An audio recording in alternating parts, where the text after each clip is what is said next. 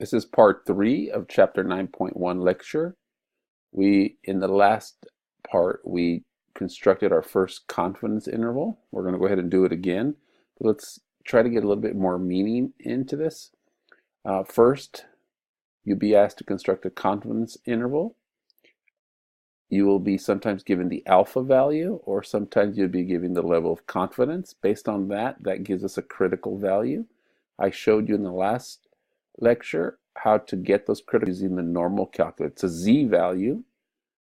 This is the value you plug into the normal calculator to the right, and this is where these values come from. Really what's happening is we're looking at an estimate.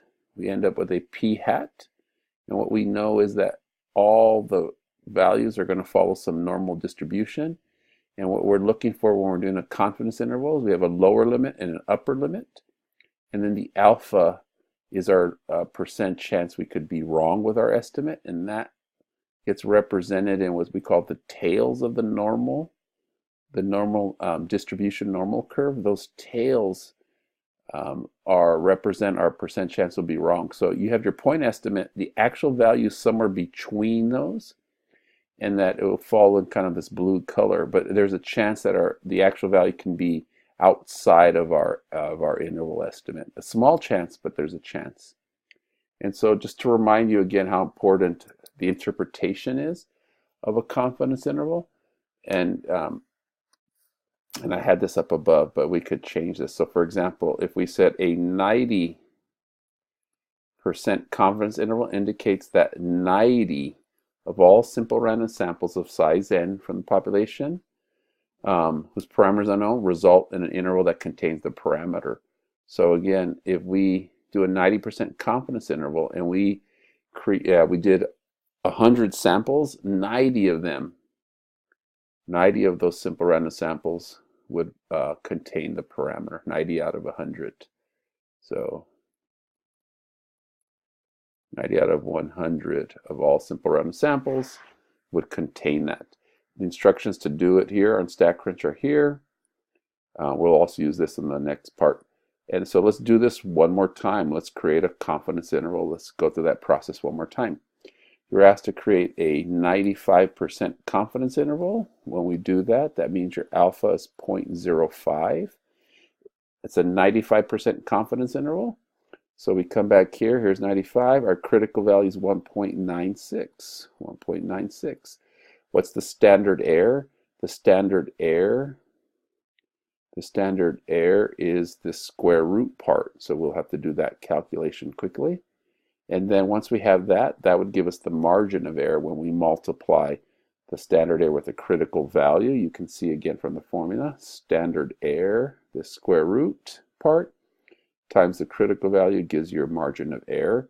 So we'll get that again. But 1.96, I want to show you quickly again where that comes from. Stat calculator's normal.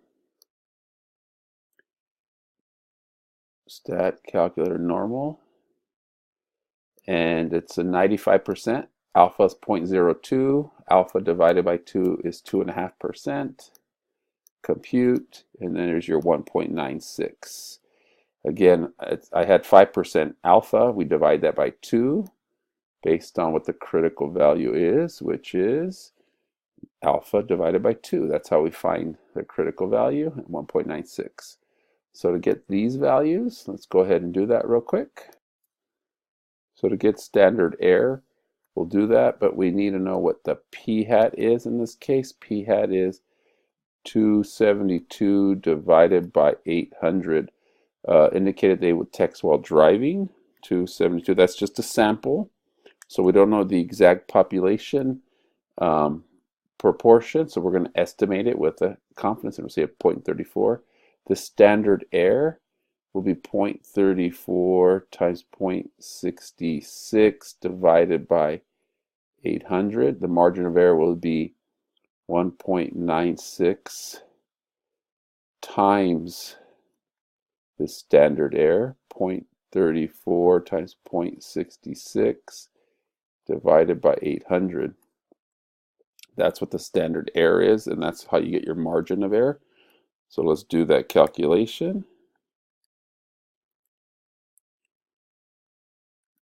I'm typing it in now. I should have done this beforehand. 10.66 divided by 800. Hit enter. So I get a margin of error equal to approximately 0.0328, which we can round to 0.033 is the margin of error. So what's the lower bound? Lower bound is p hat minus e. So p hat is 0.34 minus 0.033. Upper bound is p hat plus e. So that's 0.34 plus 0.033. And so we end up with a lower bound of 0.307, an upper bound of 0.3. Should do that in my head, but it's late. 0.373. So what's our confidence interval? Our estimate's going to be between 0.307 and 0.3. So if someone asked you, what percent of teenagers text while driving, you would say we are 95% confident that the proportion of teens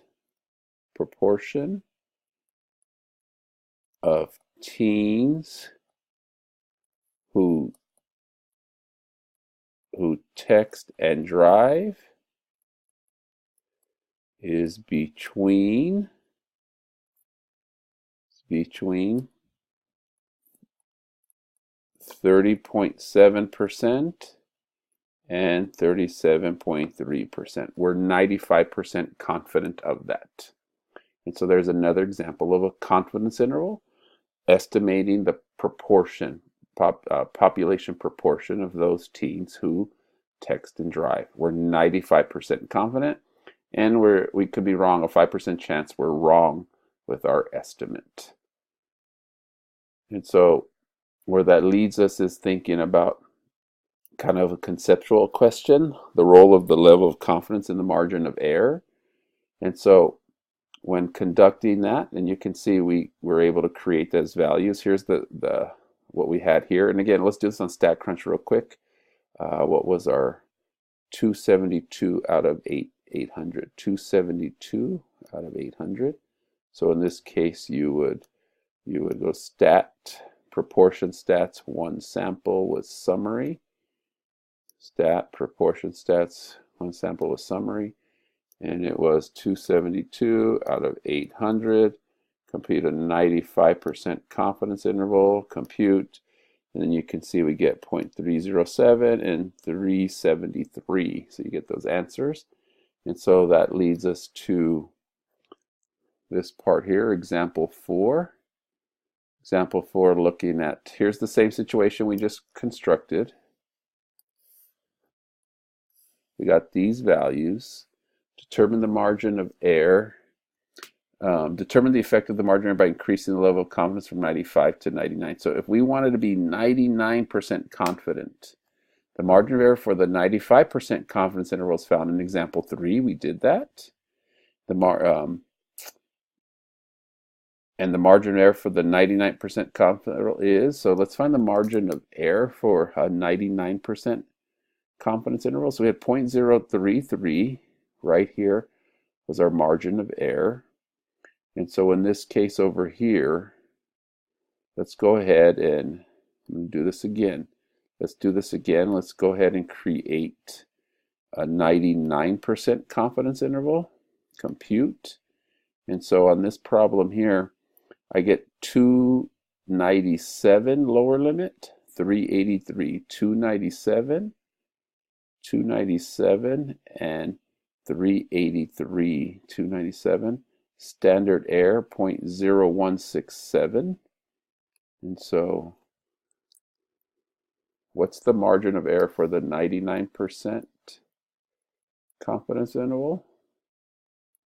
What's the error equal to? It's going to be equal to z alpha over 2 times the square root of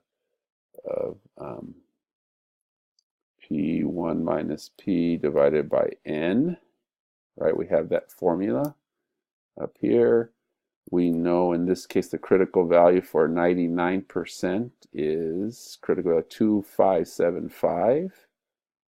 So this is going to be 2575 because this is a 99% confidence interval right here with that, times this value here, which we already know. Oh, we don't have it, so we got to put that in.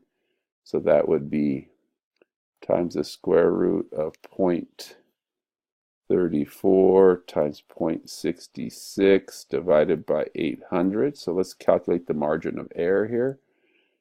And we're going to compare that to the margin of error for the 99% confidence interval.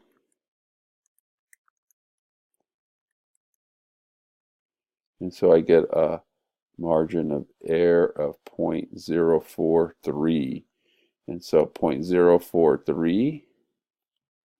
So we can see is as we increase the level of confidence, so as the level of confidence increases, it increases the margin of error. You can see we get a larger margin of error when we increase our. So increasing the margin of the level of confidence increases the margin of error, resulting in a wider confidence interval. You can see a larger margin of error. For 95, it was 0.033. For 99, it's 0.043. So as the sample size n increases, what do you think happens to the margin of error?